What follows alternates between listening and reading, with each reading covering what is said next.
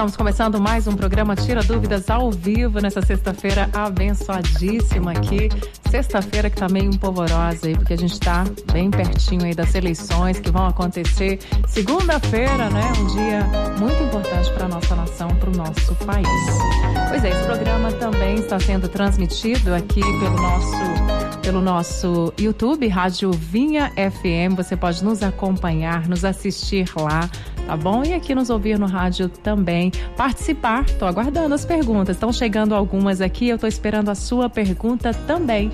Baixe o nosso aplicativo Rádio Vinha FM, tem o link contato, participação do ouvinte, você cai direitinho aqui na nossa caixa de mensagens. Pode fazer também diretamente pelo nosso WhatsApp, que é o 99997-2005.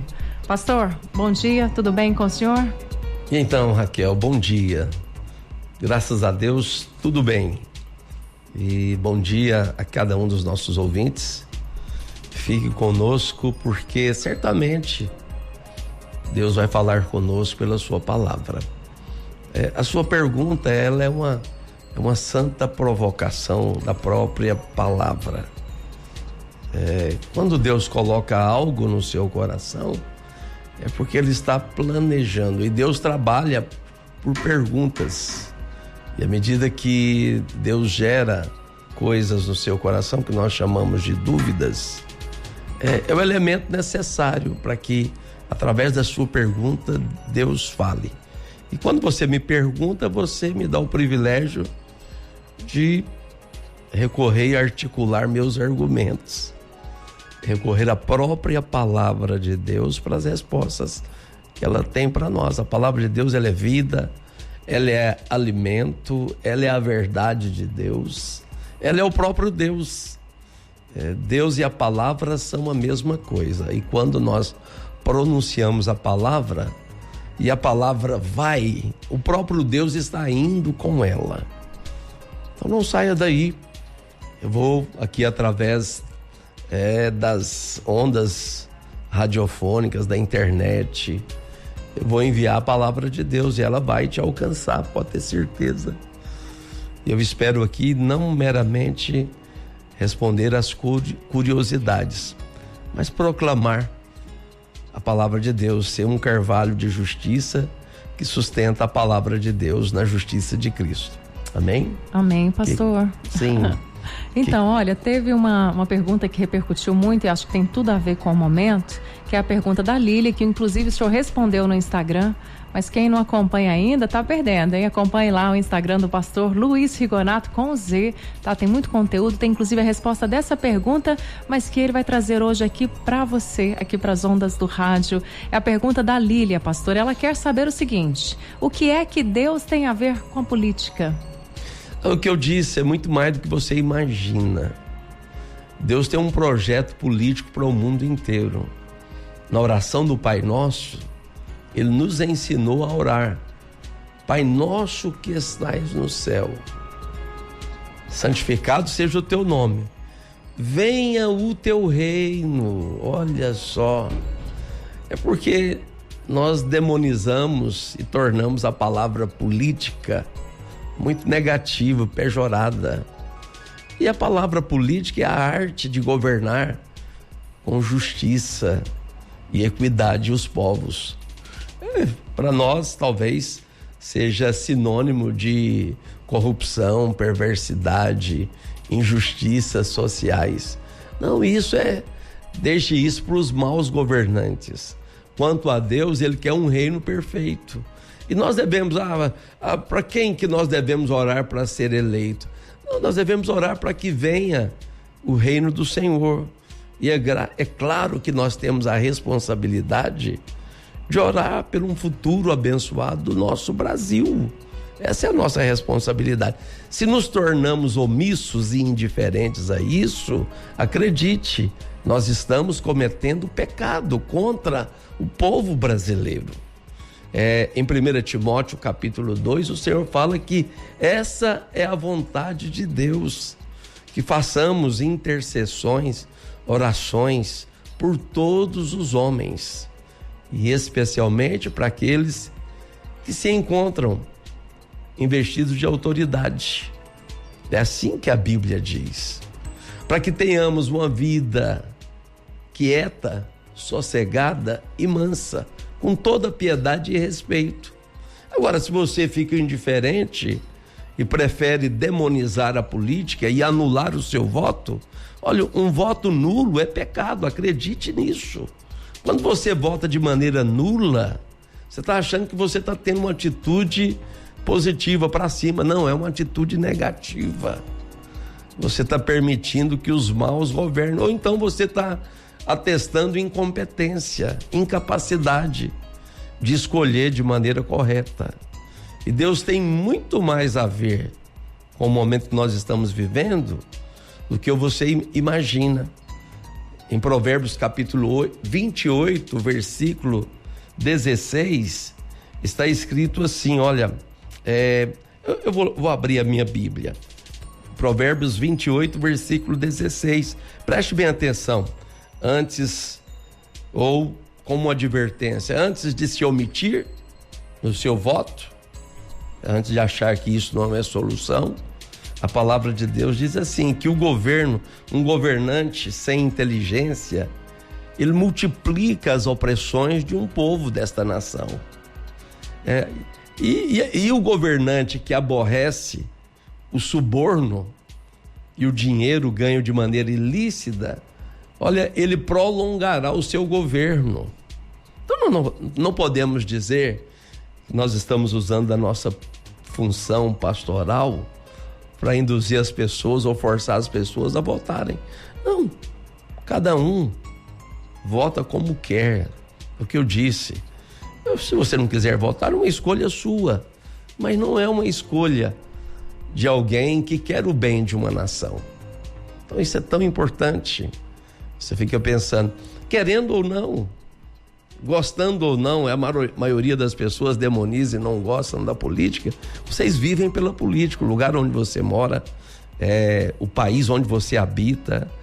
Se você tem serviço de saúde, você tem serviço de segurança, se você tem serviço de fornecimento de energia elétrica, de água, de ruas asfaltadas, de policiamento, tudo isso é política, gente. Querendo ou não, nós vivemos subordinados a ela. Então, Deus quer que o país se torne habitável. Essa é a vontade de Deus. Os seus filhos serão chamados de restauradores de gerações, reparadores de brechas e restauradores de ruínas, para que o país se torne habitável. Querendo ou não, gostando ou não, Deus está na política, sim, mas de uma maneira pura, de uma maneira divina, justa. E Ele quer que pessoas como nós nos posicionamos e tenhamos uma postura correta em relação a esse processo que nós estamos vivendo. E não esqueça de domingo, dia 30, de você ir votar, sim. Ore a Deus, pergunte para Deus e vote de maneira consciente, conforme a direção do Espírito. Ok, pastor. O Alexandre, ele quer saber sobre as drogas. Ele pergunta aqui, o que a Bíblia fala sobre as drogas? Ele aproveita e pergunta o que o senhor acha da legalização das drogas. Então, é uma pergunta também, Alexandre, bem pertinente ao momento que nós estamos vivendo. Então aí eu começo dizendo uma coisa. No programa de governo, uma das principais pautas dos governos de esquerda é a descriminalização das drogas. Ou seja, o usuário tem um direito de usar e isso deixa de ser crime. Olha, está comprovado pela história recente, pela sociologia recente, amplamente divulgadas as avaliações que países desenvolvidos, onde se tem os postos de atendimento para o uso de drogas, que está levando famílias à destruição, ao caos completo dessas pessoas, que quando elas têm a liberdade de usar, elas usam de maneira desenfreada, e o final de todos é a morte, no uso de drogas cada vez mais fortes. Se você pensa que a legalização da maconha é algo bom para o país, não, é a destruição dele, começando pela destruição das famílias. Você pensa que um usuário de maconha, ele para na maconha? Não, ele vai para as drogas mais fortes. Cada dia, com a habituação da embriaguez de um certo nível, ele quer embriagar de uma maneira mais impactante para o seu intelecto e a sua passividade de raciocínio, que é o que gera as drogas. Pastor, há correntes que afirmam aí que poderia diminuir a violência aí, se legalizasse. O que o senhor acha a respeito disso? Vou dizer algo para você, a diferença do alcoolismo e das drogas é muito grande. O alcoolismo é muito ruim, é destrutivo.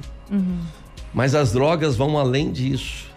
Essa história mentirosa de diminuição de diferença é um grande engano do inferno. De violência, né? No caso. Por que é um grande engano? Tráfico. Porque drogas, os usuários de drogas, eles perdem completamente o senso do limite moral. Num lugar, numa roda, numa casa onde estão ali em mesa redonda, consumindo drogas. Se um dos participantes propõe, pessoal, vamos todo mundo tirar a roupa, imediatamente eles fazem isso sem nenhum constrangimento ou limite moral. Vão fazer sexo um com os outros, se eles proporem isso, eles vão às últimas consequências da bestialidade e do bacanal. Então, é a destruição de uma sociedade, a descriminalização do uso de drogas e o estímulo do tráfico delas. E não pense que a tributação de drogas é um bem para o país, pelo contrário, é a destruição deles. Você pode ler em Isaías capítulo 28, falando sobre pessoas que estão entorpecidas. Vamos colocar o álcool como um fator de entorpecimento forte. Bebidas fortes, que a Bíblia chama, são bebidas destiladas. Mas também estes cambaleiam por causa do vinho e não podem ter-se em pé por causa da bebida forte. É uma falta completa de estabilidade da vida. O pai de família deixa de ser pai de família, porque ele não para de pé. E a dona de casa pelo mesmo caminho. Quando é uma usuária de álcool ou de drogas, a desgraça é o próximo estágio e condição. E o sacerdote e o profeta cambaleiam por causa da bebida forte. São vencidos pelo vinho e não podem ter-se em pé por causa da bebida forte. Erram na visão, tropeçam no juízo.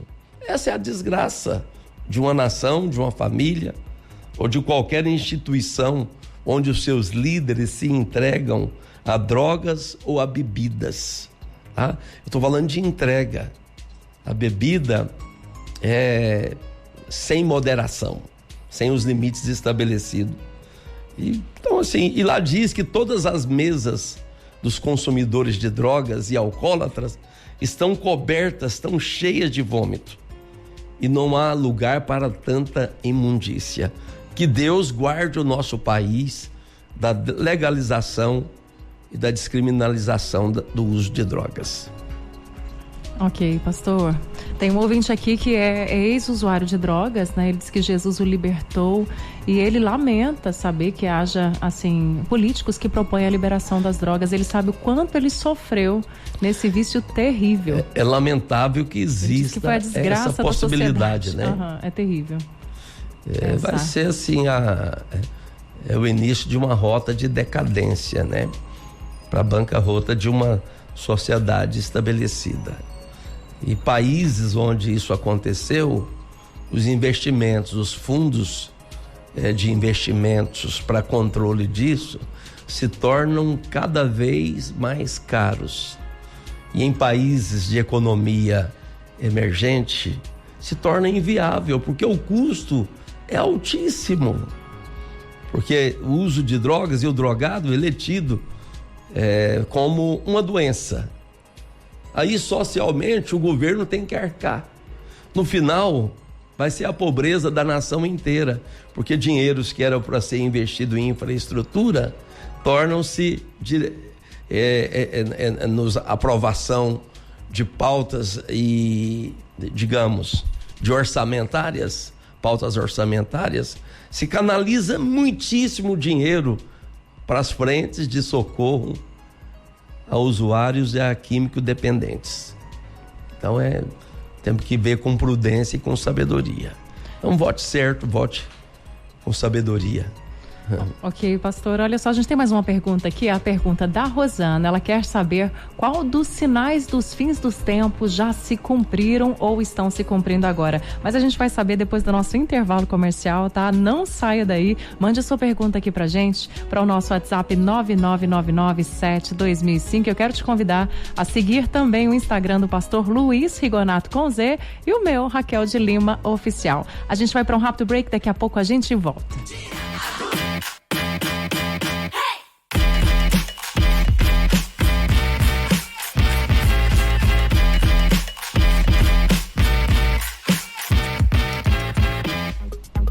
De volta ao programa Tira Dúvidas, ao quadro Tira Dúvidas, estamos no segundo bloco.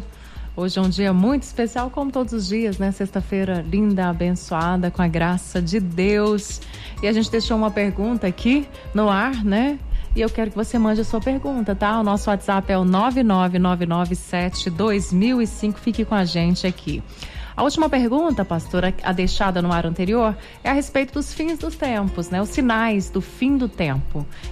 Quais desses sinais que o senhor consegue perceber que já se cumpriu ou que estão se cumprindo nesse momento da nossa história? De maneira geral, Rosana, a perversidade, a multiplicação de perversidade. Jesus falou em Mateus 24, por se multiplicar a iniquidade, o amor de quase todos esfriará. O que a gente vê, né, em todos os países do mundo, de uma maneira geral, aquilo que é perverso está sendo institucionalizado. O que é bom se torna ruim. O que é bom se torna inadequado no meio de uma sociedade. Quando o senhor fala institucionalizado, está virando lei? Aquilo que é errado virou lei. Por exemplo, a perversidade é aquilo que a Bíblia chama de abominável. Os governos e os juízes aprovam. Eles aprovam como um bem social o aborto, que levando pessoas sem nenhum juízo. E ao invés de prestar uma ajuda a pessoas que estão na condição de pobreza, e uma menina solteira que se engravidou, ao invés de ajudá-la a criar esse filho, a ter orientação necessária, aí aprova o aborto. Juízes e governos que aprovam leis de aborto, ao invés de estarem ajudando a saúde, estão sendo instrumentos do diabo. Isso é um aumento de perversidade. A Bíblia fala que a relação de homem com homem, mulher com mulher, é abominação diante de Deus. Quem está nessa linha é que vira o perverso. E o perverso é que se torna o moderno, politicamente correto. São leis que estão sendo aprovadas. E eu não posso deixar de dizer, porque eu tenho uma postura, sou pastor, eu defendo a Bíblia e eu sou conservador e cristão. Como o pastor Luiz, eu sou conservador cristão. Não importa as pedradas que levarmos. Nós estamos aqui para defender a palavra. Alguém precisa levantar em defesa da palavra. Então, Rosana, esse é um sinal claro da volta do Senhor. Se o Senhor não voltar logo, estabelecer sua vontade e o seu reino, ele será injusto com os moradores de Sodoma, com os moradores e habitantes e a humanidade antediluviana. Porque o que trouxe o juízo sobre o mundo inteiro pelo dilúvio e o juízo sobre Sodoma e Gomorra e cidades vizinhas foi perversidade. E o que a gente vê dando saltos é perversidade nos dias atuais. O Senhor tem que vir e colocar um basta nisso. Por que nós desejamos e devemos desejar a volta de Jesus? Porque configura e estabelece o fim do sofrimento da humanidade. Estabelece o fim das obras das trevas. do império das trevas avançando. A Bíblia diz que para isso se manifestou o Filho de Deus, para destruir as obras do diabo. E nós, como filhos de Deus, clamamos e nos posicionamos a favor disso. Agora, sinais proféticos que estão evidentes. Jesus fala em Mateus 24:32, diante dessa pergunta. Perguntaram para Jesus, os discípulos: Senhor, que sinal haverá que sinais antecederão a sua volta? Que sinais indicarão que a sua vinda e volta estará próxima? Ele falou: Senhor, aprendo a parábola da figueira e das demais árvores. Em Lucas 21:29 está escrito isso também. Qual que é o sinal da figueira e das demais árvores? A figueira é Israel, as demais árvores são as nações, demais nações. Nós estamos vivendo um momento de guerra, pessoal. E a iminência de uma terceira guerra mundial é temida, não é pelas populações do mundo que não conhecem do perigo, é pelos governantes. Porque estamos vivendo uma situação e um estágio temerário da nossa história. O mundo inteiro está armado até os dentes com armamento atômico de destruição em massa. E a Rússia, pelo seu presidente Vladimir Putin, está ameaçando lançar uma bomba nuclear sobre a Ucrânia. E o presidente da instituição mais poderosa da Terra, que é a Organização do Tratado do Oceano Atlântico Norte, que é a OTAN, ele falou assim: olha, o Putin não está blefando, ele não está falando bravatas, o que ele fala, ele faz, mas se ele fizer, nós não podemos ficar de braços cruzados. Na medida que ele atacar, nós temos que contra-atacar.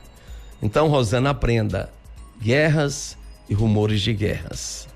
Nós estamos vivendo o rumor de guerra mais temido da história, porque guerra atômica, os danos são de séculos de existência. Eles não são dirimidos e desfeitos por alguns minutos ou alguns dias. A não ser que eles tenham tecnologia para absorver efeitos radioativos promovidos e provocados por detonação de bombas atômicas. Mas assim, é o momento mais temido. Então, guerras e rumor de guerras, perversidade, e eu teria muitos outros elementos que indicam e sinalizam com muita clareza que Jesus está às portas. O dia e a hora ninguém sabe, mas Jesus falou assim, Raquel e nossos ouvintes. Jesus falou assim: mas considerai, tem um mas aí, tem um portanto, tem um contraponto. Considerai o pai de família. Se ele soubesse que hora viria o ladrão, ele não dormiria, ele vigiaria. Jesus está dizendo para aqueles que estão acordados espiritualmente: eu não virei de surpresa. Porque em Mateus 24, Jesus também disse: assim como foi nos dias de Noé, assim também será a vinda do Filho do Homem. Em Mateus 24, versículo 37 ao 39, diz que Jesus, dizendo a eles, falou: como foi nos dias de Noé? E eles lembraram: Noé estava vivendo vida normal com a sua família, casavam e davam-se em casamento, negociavam, vivia a vida normal. Mas Deus veio e avisou a família de Noé: entra na arca, é a igreja. Hoje Jesus está falando para nós: estejam firmes no Senhor através da adoração cristã pela vida da igreja, porque sem demora eu virei. Só não perceberá a volta aqueles que estiverem dormindo o sono da negligência espiritual, aqueles que estiverem entorpecidos e embriagados pelos cuidados da vida. Que o Senhor Jesus nos abençoe. Pastor, e só para concluir aí, sim, eu vou delongar ainda mais essa resposta, mas assim, perversidade, promiscuidade, guerra, sempre houve ao longo da história. Qual que é o diferencial de agora? O diferencial de agora é o nível da perversidade. É a intensidade, pode-se dizer assim também. É de um nível e uma intensidade incomparavelmente mais elevado à perversidade dos dias atuais. Outra coisa, eu acabei de falar do grande perigo de uma guerra, de uma terceira guerra mundial iminente, como nunca na história. Ou seja, ela vai ter um alcance muito maior. O armamento, ele é de destruição em massa. Antes era de destruição homem a homem, soldado a soldado. Não, uma bomba destrói um exército inteiro. É uma questão de segundos, de milésimo de segundos. Então, de guerras e rumores de guerras, é uma evidência muito forte. E nós precisamos de entender que os cavaleiros do Apocalipse, a falsificação do Evangelho da Paz, guerras, rumores de guerras, fomes e epidemias pandêmicas em esfera global. Qual foi a última vez que teve uma pandemia de uma mortandade tão elevada como foi essa, que ceifou mais de 6 milhões de vidas em menos de 2 anos? Então, isso aí é uma evidência muito clara. O quarto cavaleiro diz que esse quarto cavaleiro, ele era chamado morte. Ele tinha a autoridade do inferno, não de Deus, para matar a espada, pela fome e com a mortandade de pestilências. Jesus também disse isso. Nós estamos vivendo um momento ímpar da história. Para nós que somos de Deus, é um alerta para permanecermos acordados e avivados e despertados espiritualmente. Eu espero que eu tenha ajudado, eu acho que sim. Com certeza. O Gilmar está dizendo que tinha que dar essa palavra todo dia para salvar mais pessoas. A Carmen está dizendo que está sendo muito abençoado, está dizendo uau, glória a Deus por isso. E o Fábio quer saber, já que o senhor está falando aí do fim dos tempos, ele quer saber sobre o anticristo. Ele pode ser brasileiro ou será israelense? Quais fatores irão acontecer quando tiver vindo o anticristo aqui? Uma curiosidade, né, Fábio? É normal dos crentes de serem curiosos pelo anticristo. Para a glória de Deus, Fábio, nós não estaremos aqui para sermos subordinados ao seu governo. Amém. Será um governante com aparência de piedade, viu? Não será perverso, não virá pela guerra armada. Ele virá para pôr fim à guerra, na verdade. Essa será a proposta dele. Agora, nacionalidade, não há nenhum indicativo bíblico do que possa ser. Ele é contra Cristo. Provavelmente, por ser o anticristo, e a promessa do Cristo é que ele viria da descendência de Abraão. Isso é certo, que ele será descendente de Abraão. Demais disto, é de alguma nação do Oriente Médio, pode ter certeza. Mas hoje tem judeus árabes no mundo inteiro, e ambos são de estirpes que descendem de Abraão, estirpes raciais, que eu digo, que descendem de Abraão.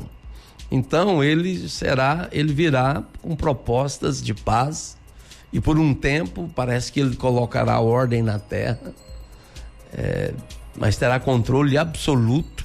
E essa questão de controle absoluto, não vamos longe.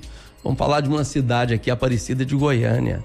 Ela já tem um sistema de câmeras e de informatização digitalizada que dá para identificar todos os moradores, dá para identificar pessoas que entram lá e que não são de lá.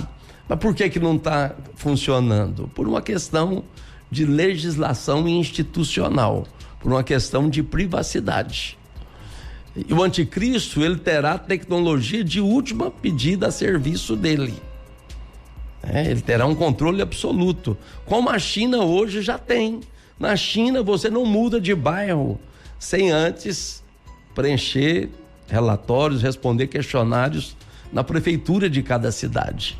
Você não tem essa liberdade. Tem aqueles reconhecimentos faciais. E dependendo do seu score de erros que você comete no dia a dia, que é tudo filmado, há um controle absoluto na China, você perde o privilégio de morar nos bairros mais desenvolvidos.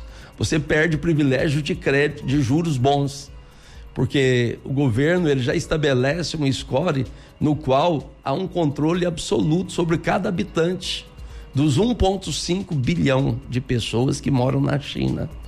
Assim como no Brasil já tem um score financeiro, onde o seu crédito é definido por quantas compras você fez, por ter pagado em dia, né? A sua pontuação de 0 a 1000 depende da sua adimplência ou inadimplência. Então tem esse controle no Brasil já. E graças a Deus o meu tá perto de 1000. Pode vender fiado para mim que eu pago direitinho. O seu score tá bom, pastor? Então, mas na China tem esse score de controle. Os habitantes, eles dão. Por isso que é um país de um povo extremamente disciplinado. Não porque eles sejam bons de caráter, mas porque o governo pune com poder de polícia aqueles que porventura andam fora da linha. E o anticristo exercerá controle absoluto sobre todos os moradores da terra. Mas sobre sua nacionalidade e origem a gente não sabe. Sabemos de algo, é a besta. A besta. Por que a besta? Porque tem poder dos homens, os países mais poderosos lhe darão o seu poder e ele terá o poder do diabo. Ele exercerá um poder sobrenatural proveniente de origem do inferno. Agora, é a besta também porque ele não procede nem de Deus, nem do homem. Procede do diabo. Então é difícil. Não procure tanto saber sobre o anticristo. Olhe para Jesus firmemente, autor e consumador da fé. E você vai ser muito abençoado. Maravilha, olha, o senhor falando sobre punição rigorosa na China, eu não sei se acontece o que essa ouvinte está perguntando aqui pra gente, é a Vânia, ela quer saber se a pena de morte é correta segundo a Bíblia. A gente vai descobrir depois do intervalo comercial. Mande a sua pergunta aqui pra gente, para o nosso WhatsApp 99997-2005. Siga o pastor Luiz Rigonato nas redes sociais e eu também, Raquel de Lima Oficial, tá? A gente volta daqui a pouquinho, não saia daí.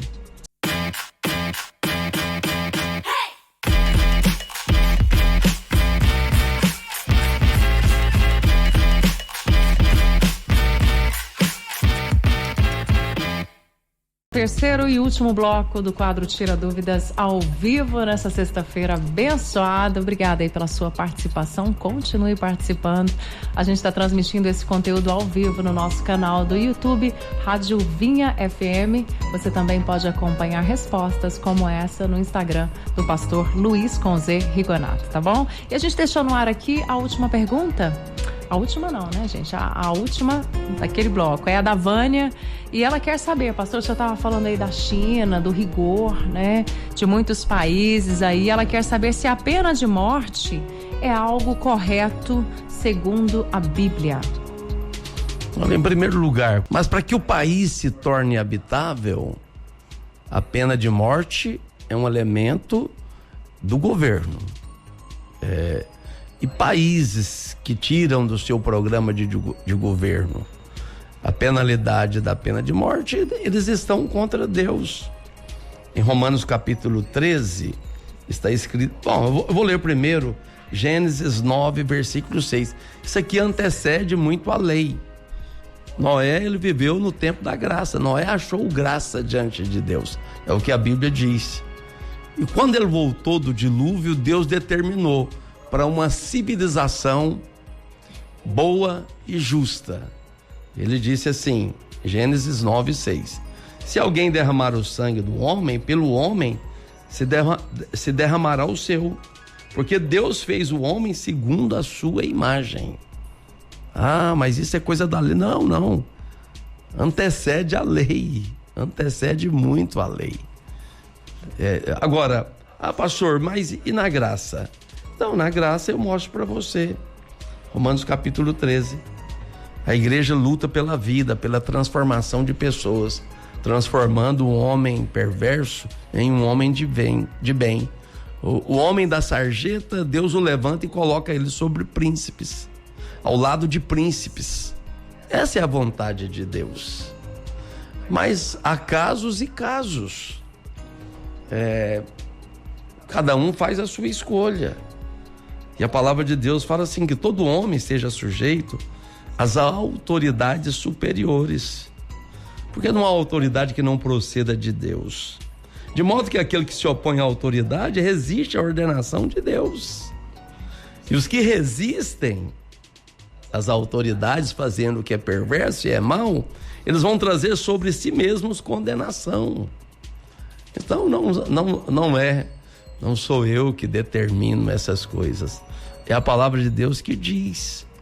Agora, porque as autoridades não são para o temor ou para o mal. Elas são para o bem. E quando se faz o bem, você tem o louvor das autoridades. Aí a palavra de Deus recomenda em Romanos capítulo 13, versículo 3. Queres tu não temer a autoridade? Faze o bem. Eu repito, e você terá o louvor dela. Visto que a autoridade é ministro de Deus para o teu bem. Ok? Porque quando você faz o mal, a Bíblia diz assim, que não é sem motivo que a autoridade traz a pena de morte, que traz a espada, pois é ministro de Deus. Um governo, ele é colocado como ministro de Deus para que haja ordem, para que o país se torne governável e habitável, para o bem de todos, para que você more na sua rua em paz, para que a sua casa não seja invadida, roubada, para que um ladrão não mate o seu filho, para que não se assalte pelas ruas. Você vê aí as imagens de adolescentes. Eu vi uma imagem de uma adolescente ontem. Eu vi ontem, não aconteceu ontem. Mas ele vindo da escola. Aí 2 motoqueiros param. E aí o adolescente de 12, 13 anos, não querendo entregar o celular, saiu correndo. Os bandidos correram atrás e mataram ele a tiros, por causa de um celular. Então, o ministro e a autoridade policial, ele é ministro de Deus, vingador para castigar o que pratica o mal. Então, é a clareza da Bíblia a nosso favor. Mas como igreja, o que o senhor pensa, pastor? Nós oramos pela salvação e a transformação de todos. A gente não quer que as coisas culminem e cheguem a essas consequências. Então que fique bem claro, eu não sou a favor da morte, eu sou a favor da vida. Mas homens perversos precisam ser contidos pelas autoridades. É muito ruim quando uma sociedade e a grande imprensa difama da polícia, que está ali sendo paga pelo governo, debaixo da autoridade governamental, para estabelecer a paz no bairro e na cidade. Então, que Deus abençoe as nossas autoridades policiais, que elas contenham o mal e a perversidade. O governo atual, pelo controle que ele exerceu sobre a criminalidade nacional, foram reduzidos quase 20 mil homicídios, por causa da autoridade exercendo o seu serviço. Eu espero que eu tenha ajudado, mas essa pergunta ela é muito importante, muito útil para entendermos a vontade de Deus sobre as coisas. Amém, pastor. A Ivanira, ela quer saber aqui sobre Saul. Se Deus sabia que Saul não seria um bom rei, por que ele foi escolhido? Olha, Deus sempre escolhe todos para o bem. Deus escolheu ele para um propósito, mas propósito não é garantia de destino. Deus não interfere nem manipula os resultados. Deus dá a cada um plena e ampla liberdade de exercer a função.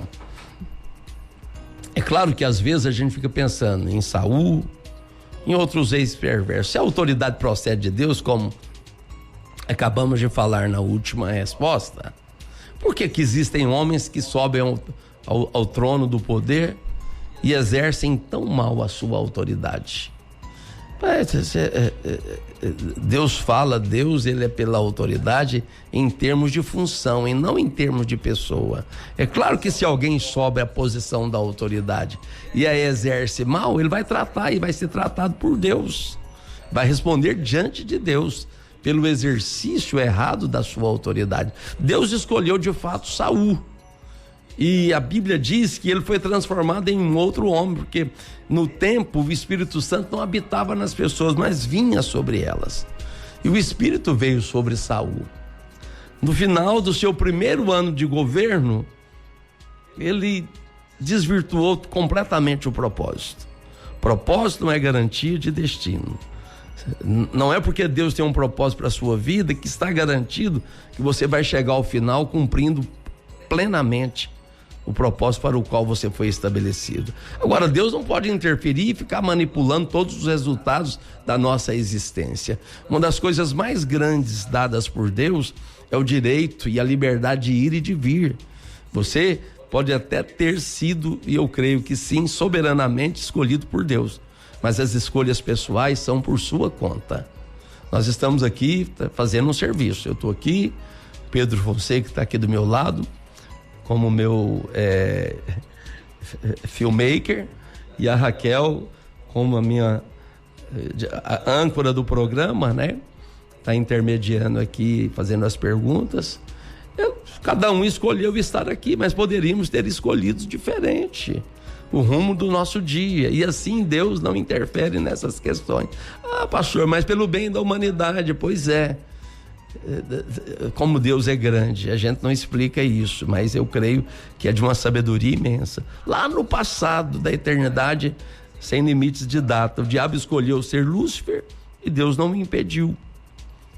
Lúcifer escolheu ser diabo, melhor dizendo. Deus não impediu.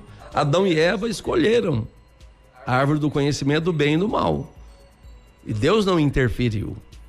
Deus quer ensinar pessoas a serem maduras, anjos a serem maduros a favor e da sua própria escolha. É pelas escolhas que cada um faz que amadurece.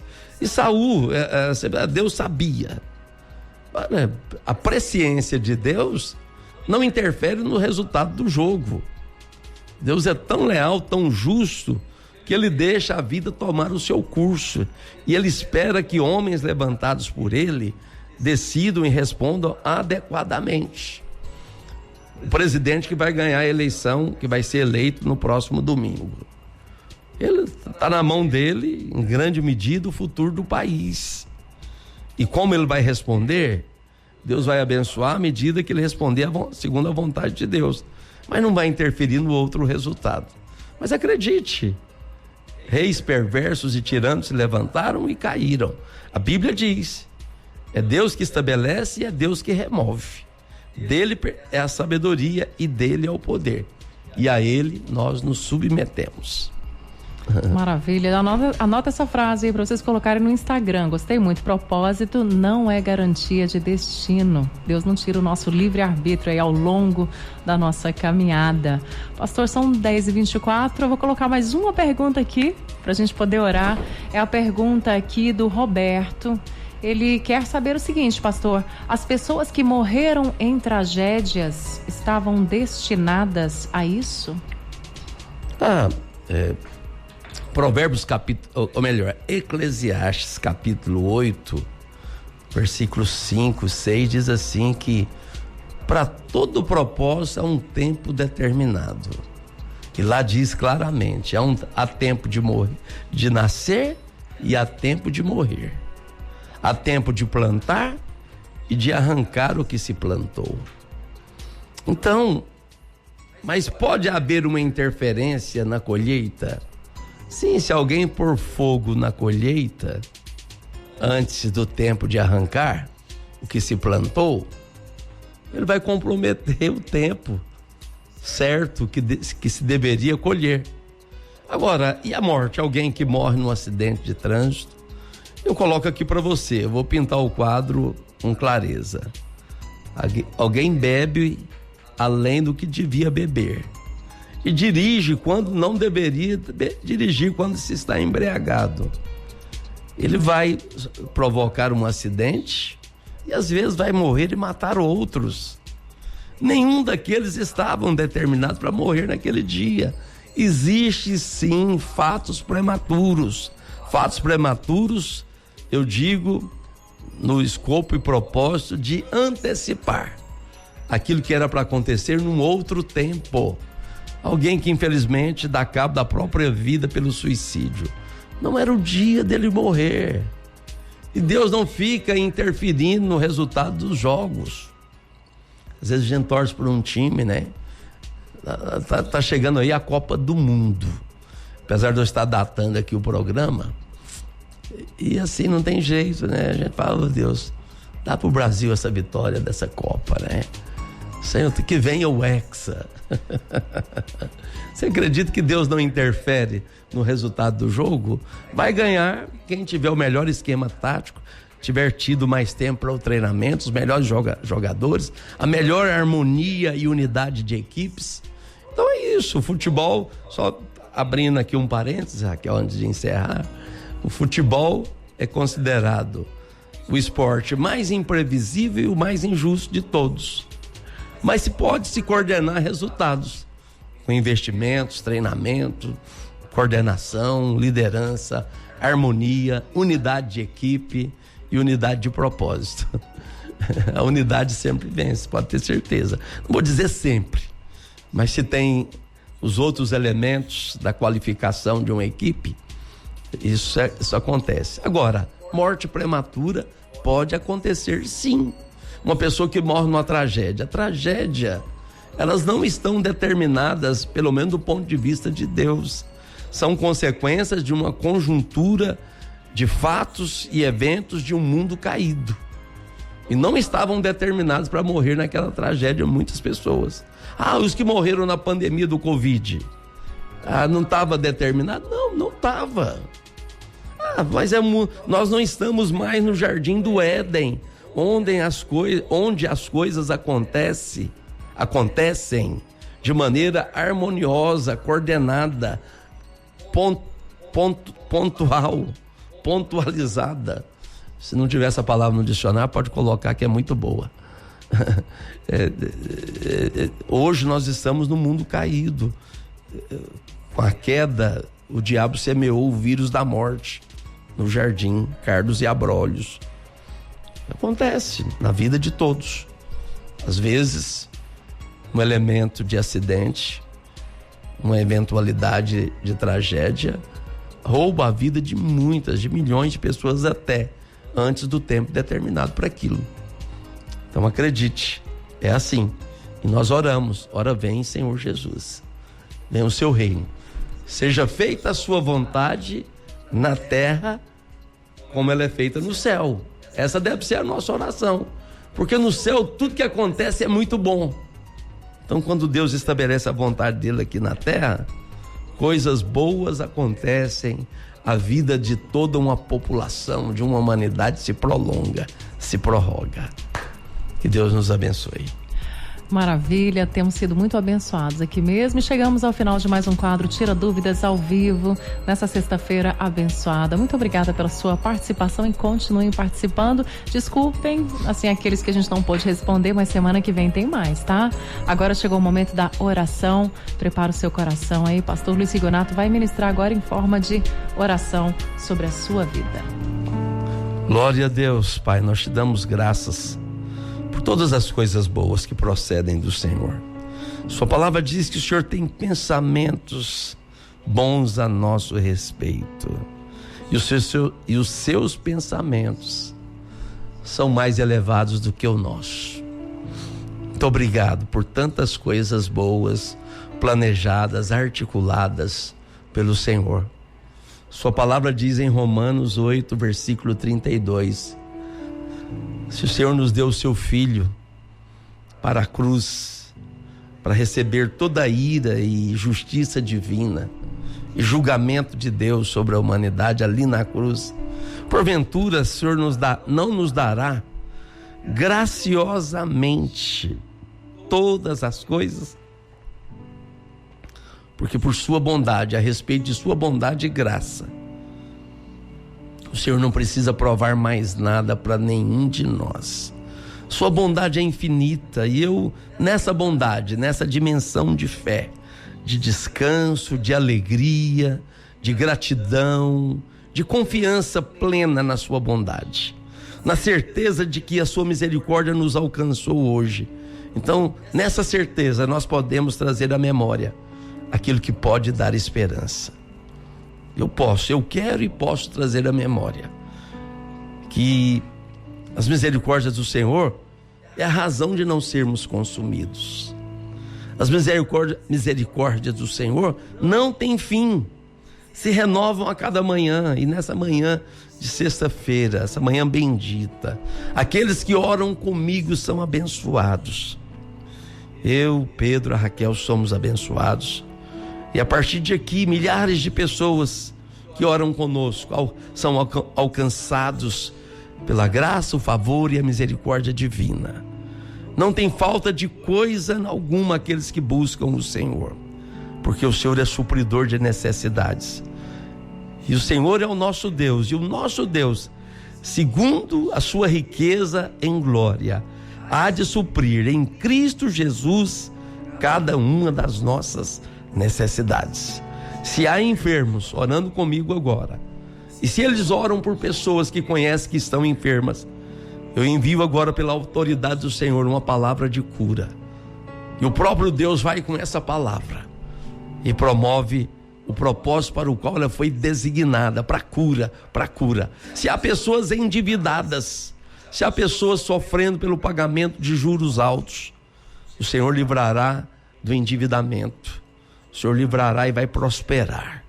Prospera a casa do trabalhador, daquele homem que tem procurado ser o provedor da sua família, para que ele promova alegria ao coração da esposa e dos filhos. Traz provisão abundante sobre este país, que não haja entre nós desempregados, ó Pai, ou pessoas vivendo debaixo de miséria. Não é a sua vontade. A pobreza procede do inferno e a riqueza procede dos céus. Prospera o povo deste país, pela sua graça e misericórdia. Nesse momento nós oramos pelo Brasil, oramos por essa nação. Que dias bons venham diante de nós, que os próximos anos sejam de muita prosperidade. Oh Deus, faz cair o índice de desempregados como está caindo, Pai, que continue caindo, até chegarmos ao nível e estágio de pleno emprego neste Brasil. Senhor, nos guarda das pandemias, das enfermidades, dos contágios, Senhor, de doenças infecto-contagiosas. Guarde este país. Levanta um governante segundo o seu coração. Aquele que é segundo a sua vontade, que prevaleça, Pai. Aquele que é segundo a sua vontade, seja aquele que vai ser colocado à frente do governo do Brasil. Abençoe o Brasil, abençoe os estados, governantes, governadores que serão eleitos, os prefeitos que já estão efetivamente governando. Senhor, abençoa o poder executivo dessa nação, o poder judiciário, abençoa os ministros e os juízes do Supremo Tribunal, da Corte Suprema deste país. Coloca temor no coração deles. Senhor, abençoa o poder legislativo deste país, o Congresso, somado à Câmara dos Deputados e ao Senado Federal. Abençoa os legisladores deste país, que haja unidade, que haja paz entre os estados, entre os poderes. Nós vivemos uma crise das instituições. Coloque fim à crise das instituições e que haja harmonia entre os poderes, para que o país continue sendo habitável, para que haja prosperidade, que haja edificação de uma infraestrutura que dê dignidade ao nosso país, que o nosso país se torne bem falado pelas outras nações. Pai, nós somos brasileiros e nós clamamos por este país porque o amamos, não queremos mudar daqui, Pai, queremos viver aqui porque o Senhor planejou isso, muito bem planejado para nós. Abençoa, Senhor. Eu oro em concordância ó Deus, com uma legião de irmãos, uma miríade de irmãos que oram comigo agora, através do rádio, da internet, aqui em Goiânia, no estado de Goiás e em todo o Brasil, e mundo afora, onde nós somos ouvidos. Senhor, abençoa.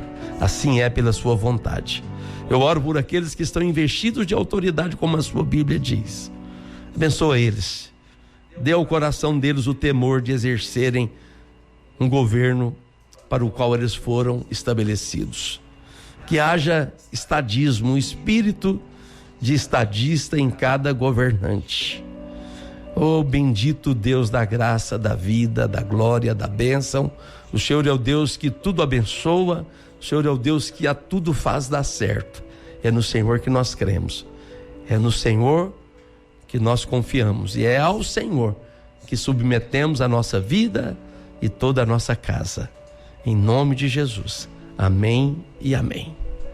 Glória a Deus.